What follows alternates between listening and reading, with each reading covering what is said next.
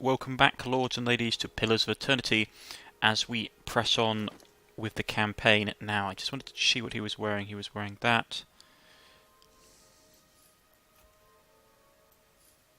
Give him this. Yeah, that's better. Right, we've got a whole lot of stuff that we need to get rid of. So we've got to dive in here quickly. Is that the blacksmith? No, it's not the blacksmith. Where's the blacksmith? There, down the bottom. So we've got to run down here quickly.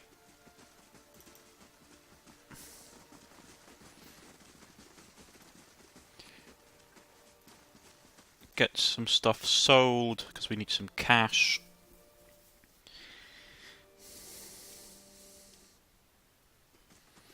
Right. Just say the word. How do you do? Let's see your wares. Right. Stats. What do you want to sell? Basic sword. The flail. We picked up a fine pike, which was nice. Don't know who would use it though.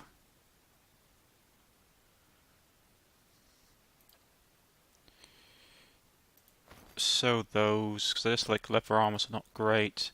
So that.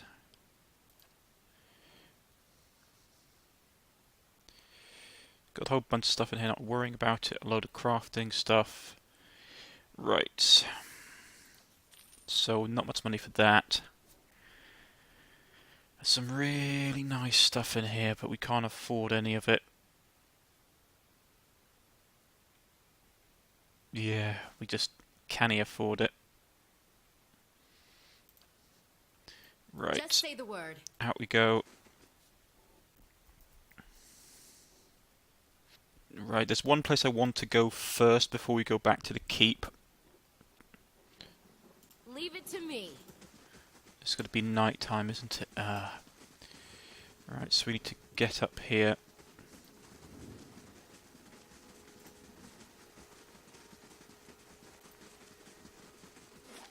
Yeah, I wanted to go to the eastern woods. Because I wanted to check this place out and then we'll go back to Carnoa. I suppose you could always go to the Midmer Bridge. I haven't been down there yet. It's through Black Marsh. Take us 8 hours. A tombstone icons written by our backers. Many of them break the fourth wall so players desire complete immersion may wish to avoid them. Right, so what time is it? It's coming on to night. Warded symbols of red and rough escrate have been carved onto some of the trees. What? Eastern to Roderick's Hold, west to the Gilded Vale. Okay. If it makes you rest easier. Just say the word. Actually, that is something I've been meaning to finish my conversations with him. Have some questions. Curiosity plague you, you're skinning your knuckles on the wrong door. I do love that line. I want to ask you about the region and its history. Can you tell me about the Hollowborn? That's a curse that runs deeper. It's a god hammer of a different sort. And like the god hammer, it was made by men's hands. Durance's voice becomes bitter. All things have a price left unchecked. Faithlessness, virtues. It leaves marks on the soul until souls don't have the strength to enter a body that are pure. Animancers, ciphers, all who play games with the fabric of souls are to blame for the barren field they leave behind. Durance glares at you. Even watchers can do the same. Some simply watch, others try to weave souls, guide them as surely as Widewin across the Ivandur. He turns away. That is why I correct the Hollowborn I find them, and the ones whose hands have led to their seed being spilt on the ground.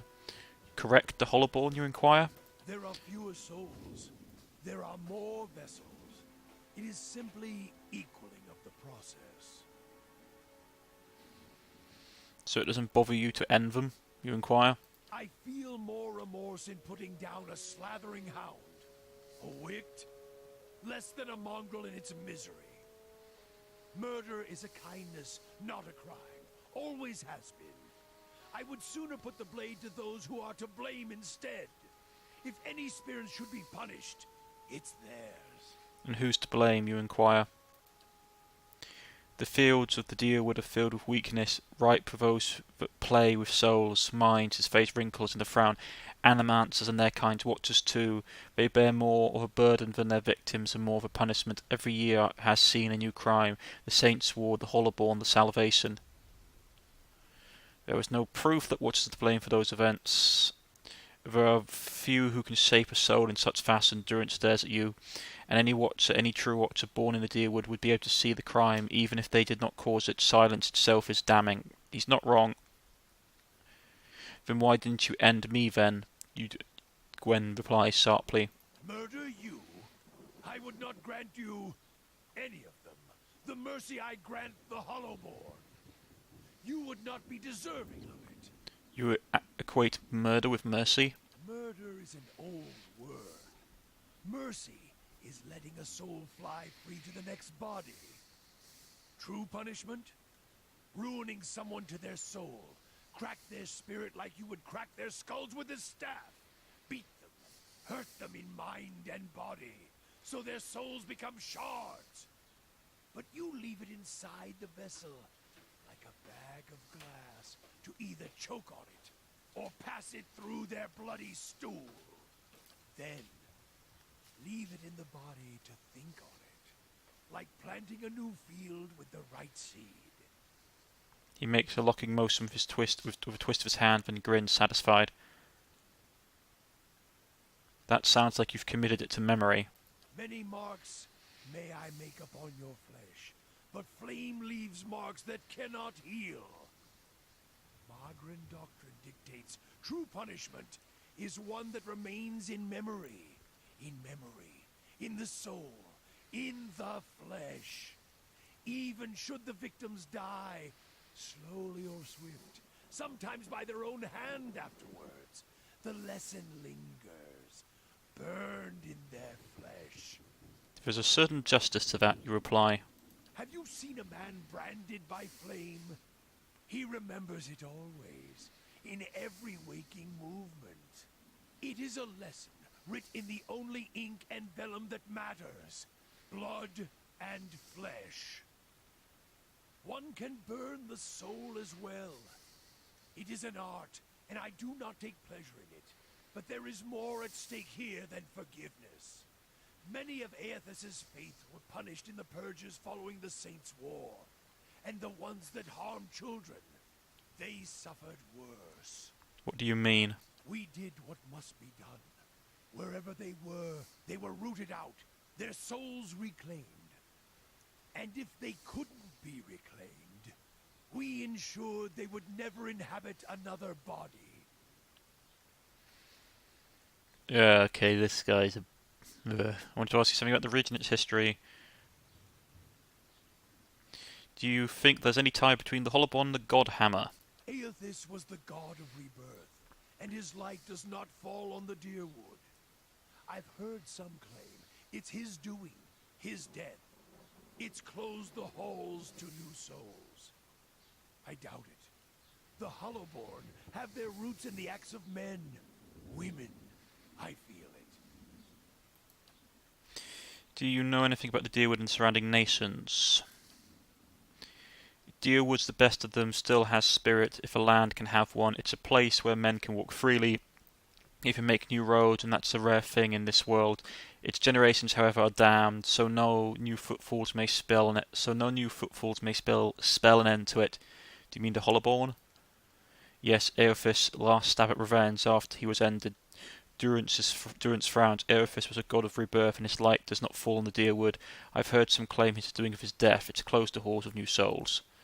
I don't believe it, he scoffs. It's a problem closer than that, and as always, it involves men and women, and there's always a circle within and without. The villain republics, Red Saras and the Saints were one big bladed spiral, shredding anything around it. How do you feel about the villain republics?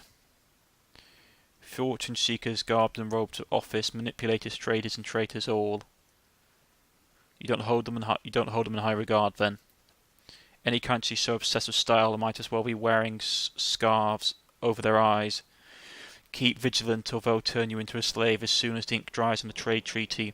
The deer wood and all internal riches is too tempting, especially if someone else tames the country and the face painters for them. He's probably talking about the Glenwaffans, the face painters. Durance waves a hand dismissively. Tribes, the Glenfaffans, clustered around the ruins like flies. And Red Saras. Durance face flushes and a scene of sweat forms on his brow. Too many adjectives for that so-called nation. Civil unrest, economic collapse, all tinder, just needing the right spark. Some farmers show up, takes a god into himself and then takes a crown onto his head. This divine kingdom he tries to set up goes about as well as you expect. A trickle of sweat runs down the side of Durance's cheek and sinks into his beard. Suddenly, the population of heretics goes up by about half, and again, and Eophis starts turning his bloody-stained gaze on every blasphemer he can find. Clean house is one way to put it. His face darkens, his eyes narrow. Purge is another. Put them and their gods in their place, foe, with enough force to kill their damned country too. Not a supporter of the country of Red Saras, then. Alof passes by casually, muttering under his breath, surely you know where this is going by now. It's not a country, it's a gathering of cowards, Adria puppets. There used to be an optimistic bunch, a bright bunch. Durance laughs at Bright, as if a private joke. Was their undoing, should have embraced their misery without letting a farmer lead them to a brighter ruin.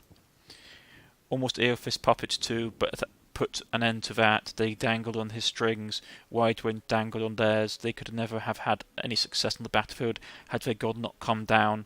The saints war, Durance snarls, needed to call their own god to have a chance. Tell me about the saints war. Durance's eyes draw together in a frown, then he grunts, keep forgetting your feet are new to the deerwood, the saints war. It wasn't a war. It was a god stepping past himself. The country of Red Saras and all their heathens. They're paying for it now. Although by my count, the fire should have roared through their country with more force, catching all their souls. Truth, it wasn't even a war. It was a cautionary tale about pride. Specifically, Widewind's pride. He should have stayed a farmer. What happened, you inquire? Was what, 15, 16 years ago? 2807. Durance pauses and shakes his head and shrugs. My memories are back with a younger me. I don't hold on to dates. I hold on to actions and causes. The war is an act of arrogance, born straight from Red Saras's twisted legs. A man thinking himself more than a man. Durance snorts. Want to kill someone? Tell him a god speaks through him. Then tell him he means to lead, which puts him at the front of an army. And the army was as strong as you would expect for Red Saras. As sick as that country was to begin with, yet a war was likely just what they needed. What was wrong with the country?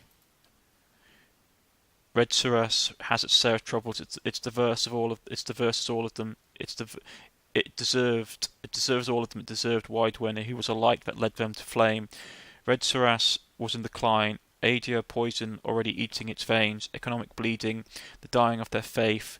Durance frowns. Then Widewind, this farmer, claims to take up Eophas in his flesh and gives them the worst kind of hope.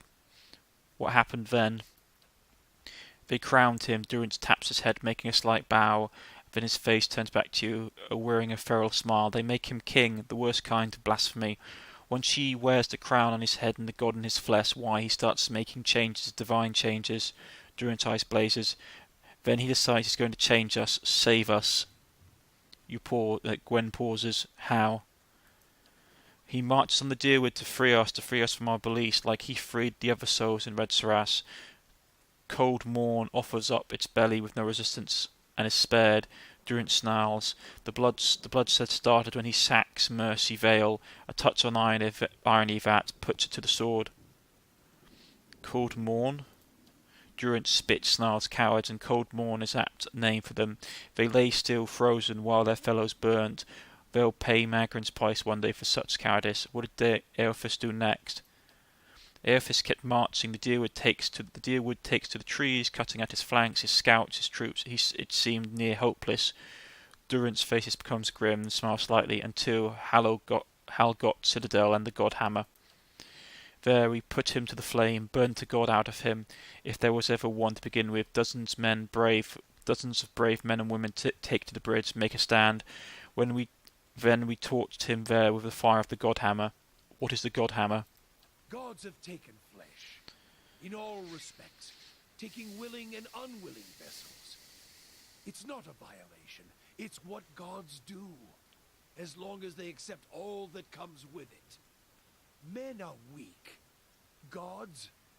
Well, we showed old Icewind that he was flesh and blood, no matter how much light was pouring out of his farmer's hands. Took men of faith to build a weapon, a godhammer.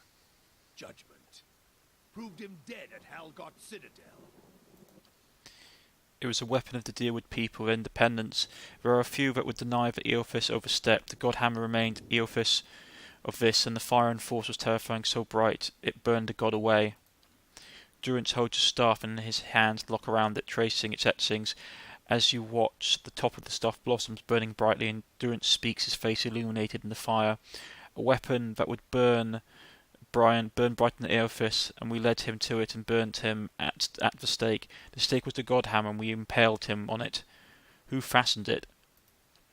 This nation did, yes, with its faithful. We weren't going to stand for any more. We didn't need a pretender in a vessel. We primed another vessel and then let it fly. It took many taunts by men, and that was enough to lure him across the bridge and right into the new sun. It let Red Saras see how bright their arrogance had become, and became a symbol by which we answered their purge of one of our own. Purge? We started saving the Eothasians from themselves, burning any that didn't die with their god. Heresy in Raed Saras is one thing. Heresy here in the Deerwood comes with a more personal touch.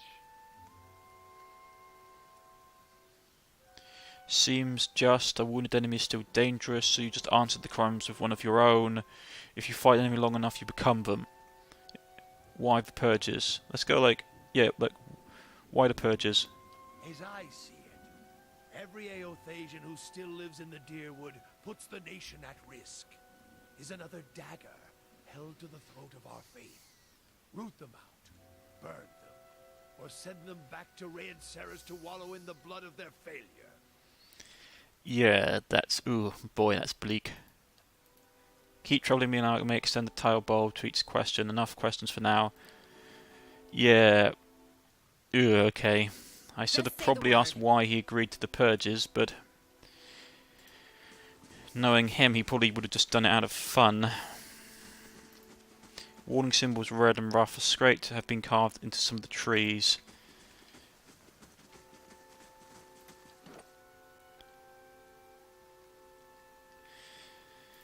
Yeah. Not the nicest of people, I will admit.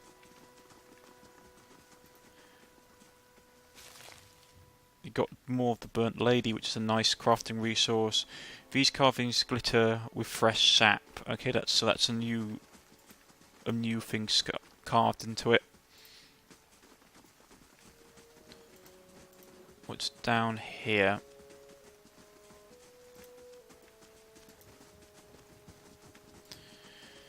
Right, that goes off to the Deerwood.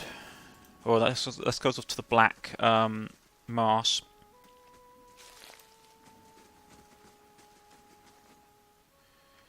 Let's keep going this way and see what we can find. More of the... Yep, here we go.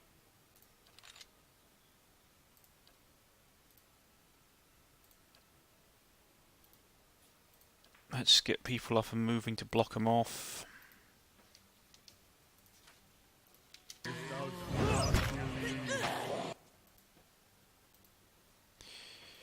Yeah, come on, we'll drop off a mana drop on these guys and finish them off. Just say the word. Yeah, poor blighters.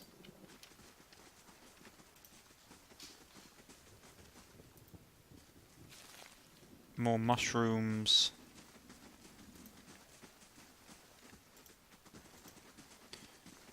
That's around the path again, yeah.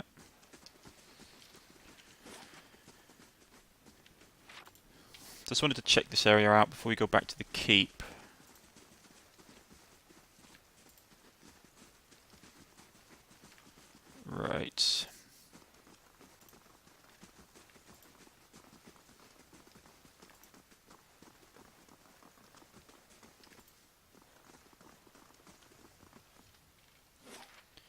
That's gonna go to his castle, I take it.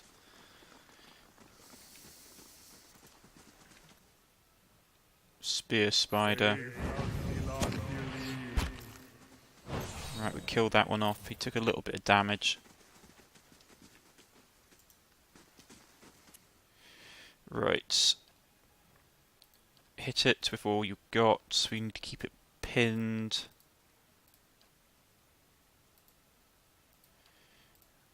Everyone beat on it.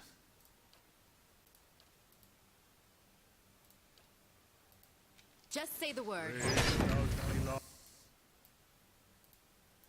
Come on, there's another one.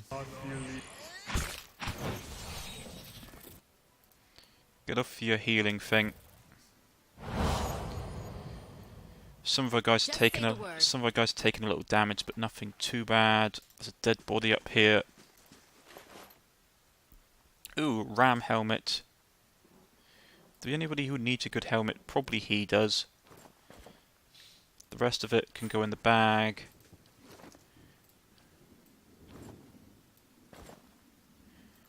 It suits his temperament. Just say the word. He's a pretty... To be honest, like I find Durant's an interesting character in this game. Wait, there's stuff coming from there, is there? Okay. Okay. Shoot that one. Kill that one. Hit that one.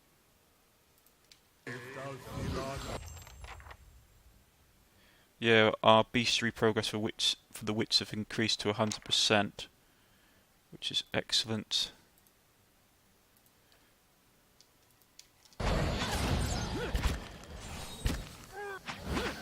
Right, we killed them off pretty quickly. Healed up. And since it's all done and dusted,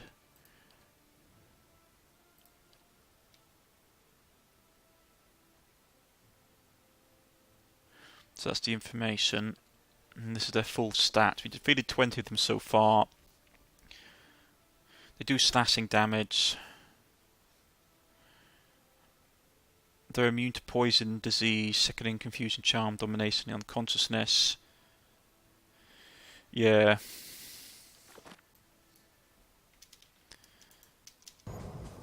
So they've got I'm on it.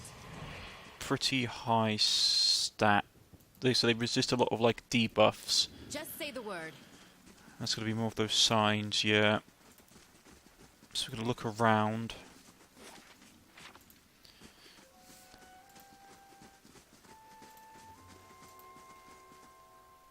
That's the body.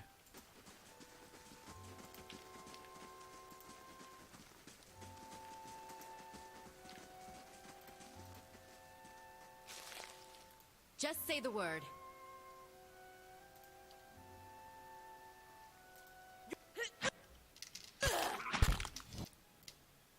Okay, so we're fighting a deer. Yeah. Anything out of it? Yeah, deer hide. Useful. Some more burning lady. We'll finish up here and then we'll go down to the bridge. I'm wondering why we can't cross the bridge before we had to go through Cornish-Knight. Must be a reason.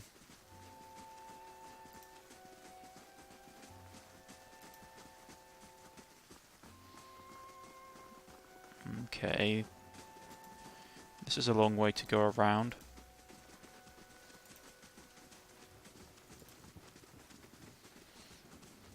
And the path leads up. Interesting. I wonder what's up here.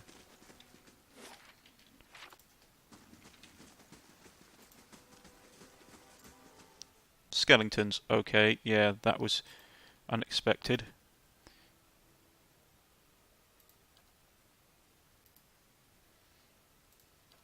Haven't fought skeletons before. Ah, interesting.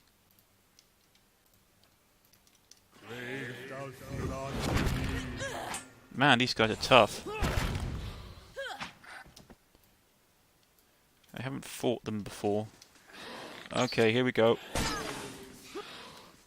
Wrong thing.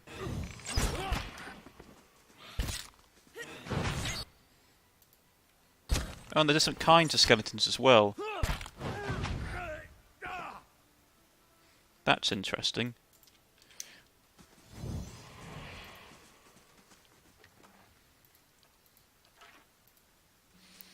So we had, because that was an Orland skeleton there. Yeah, Orland skeleton. Just say the word. Fine crossbow, we already have one of those. Just say the word. So what are these inscriptions? Heresy Research Labs. We must move forward. Robert Kingsley, Timesville, Brave Coast. Okay, so these are basically backers from the game, from the Kickstarter. Carl 1. As denizens of Farflands such as Westgate and Toriel, Carl has dedicated himself to adventuring life, first by taking the endless road himself. Yeah, okay. So these are basically like the backers things for people who back the game. Here lies Ray, he was just not his day, and please no necromancy, let him rot away, or rot in peace. Seriously, he really hates necromancers. Yeah, it is just basically the backers. Oh, that's interesting to know. Worth a look. What's this? Fine dagger and cape of withdrawal. Oh, that's not too bad.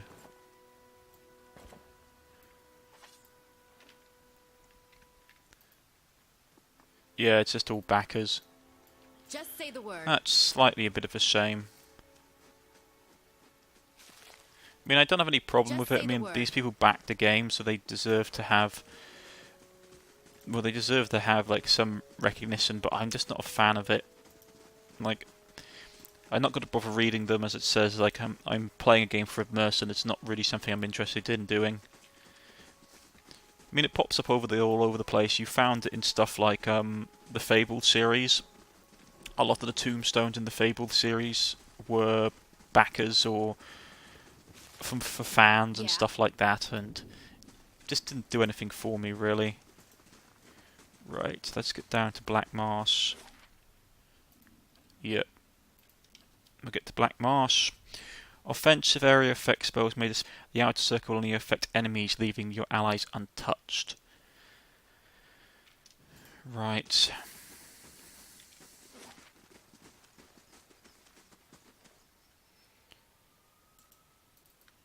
We need to head down here.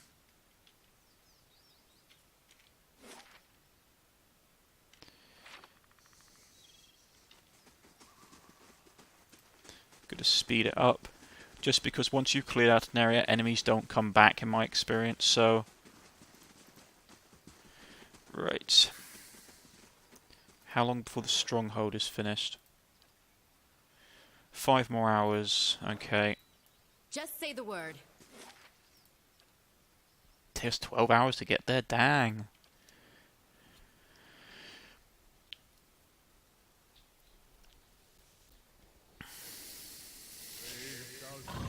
Oh, we're being attacked. You're mine. What the... What happened?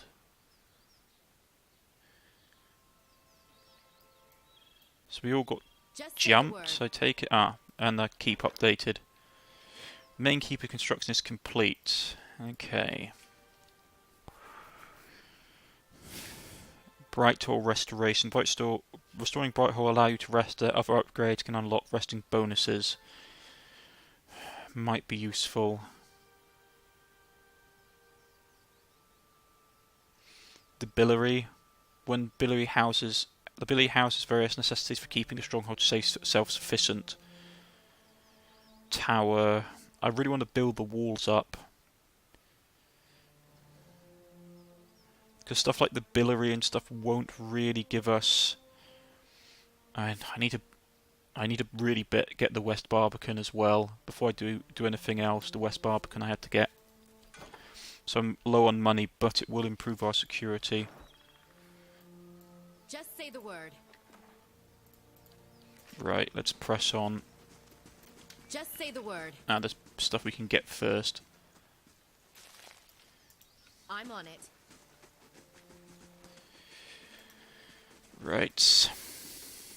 I wonder why we can't get across this bridge.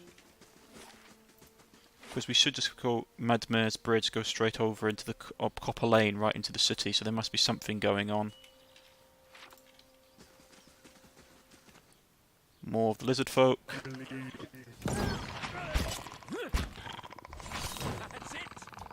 Right, well they died quickly. Just say the word.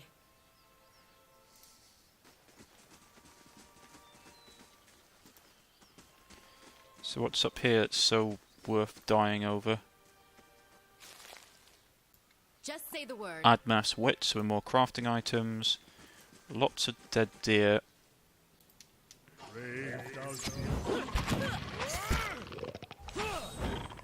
Right, he died.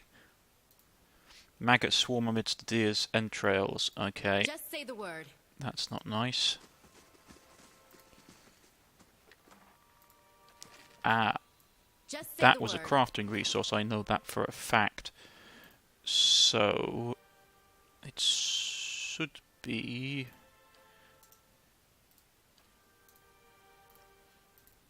Oh, we still can't get the slaying one because we don't have enough money. Requires level 4 as well. And we don't have enough crafting.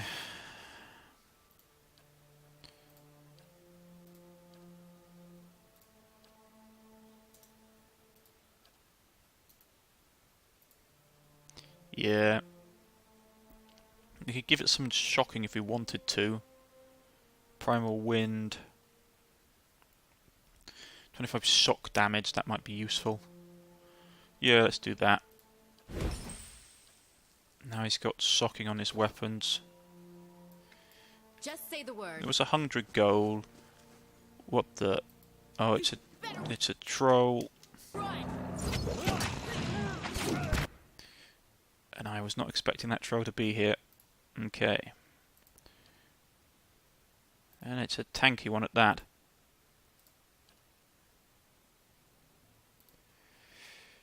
Right. Beat on it. I've got, let's see.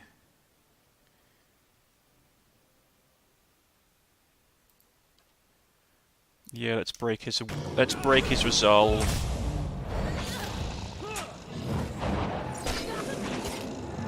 Everyone keep hitting on it. Man, this thing is tanky.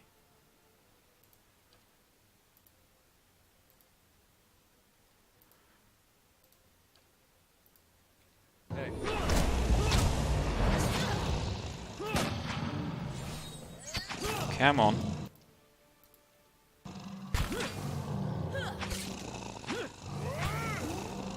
Finally it went down.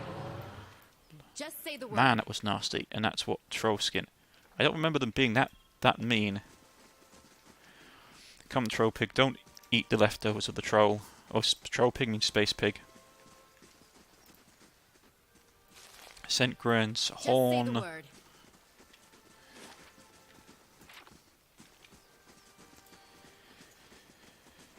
Phew. Damn looters can't bother to wait. Damn looters can't be bothered to find an honest wage. Years of saving just to see it all washed away. Just say the word. Who are you? Peg good, curse my luck, the woman mutters, kicking her foot into the ground, upturning a clod of soil. As you approach, her ears twitch as she turns to greet you. Hail, the travellers, she says with a half-hearted hand wave. The bridge to Defiance Bay is out. If that's where you're headed, you'll need to find another route. What destroyed the bridge, you inquire. The river has been rising on account of all the storms here. Where the river narrows, the flooding did the most damage. The Orlan... Oh, it's an Orlan woman. Folds her arms, her scowl overtakes her face. Guess they didn't make things to last around here. Do they? One of the stone columns collapsed in the flash flood, taking the whole middle section of the bridge out to sea. Medmir's Bridge was the most direct route to get from Gilded Vale to Defiance Bay. Merchants and travellers had to find boat passage or add days of extra travel to loop around the bay. so I started the ferry service thinking I'd earn some coin and help others across the bay. Pig Rigurd shakes her head, her ears twitch as she speaks, and that was a bigger mistake than that time I allowed a cipher to court me. Mistake how so? I'd been attempting to turn a quick copper, but she bites her lip, her face turning flush with anger. Just my luck, the blasted currents threw my ferry into the rocks, dashed it and my profits to pieces. Making matters worse, when I went to prowl the sword to salvage whatever shipping crates didn't sink, a pair of looters attacked me. She stomps her foot into the ground. Damned brigands had the nerve to attack. I managed to avoid harm, but now they've stolen by force all that's left of my fortune. She eyes you for a long second, hand cupping her chin. You look like you would fare better against those looters than little old me. Can I enlist your help? What's in it for me? You inquire. You would make a good merchant, Birgold blurts out with a laugh. I would worry if you didn't inquire about your own profit motivation. She scratches her ear, blushing as she speaks. I'm a bit destitute at the moment, but I have a shop over in Defiance Bay. If you help me recover my merchandise, I'll sell you whatever you want for a bargain. I'll think about it. Right, so there's that done. So the bridge is out. Okay, that's good to know. Who's this Sid Exa?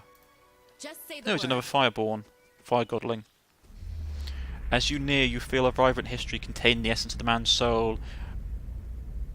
Voices from the past seem to call out to you. Reach out for the soul. You see the interior of a small dark shop. The shelves are covered with a variety of goods, some commonplace, others a little more exotic. Variety.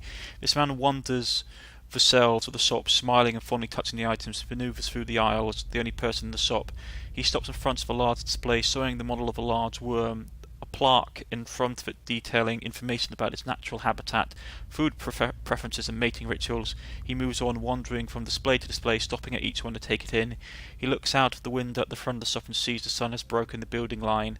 People are wandering the markets, are stopping into shops and loitering at stalls, looking for a bargain. Standing before the front door, the man turns back to the shop and smiles again. Then he unlocks the door and pushes it open, letting the sounds of the market in.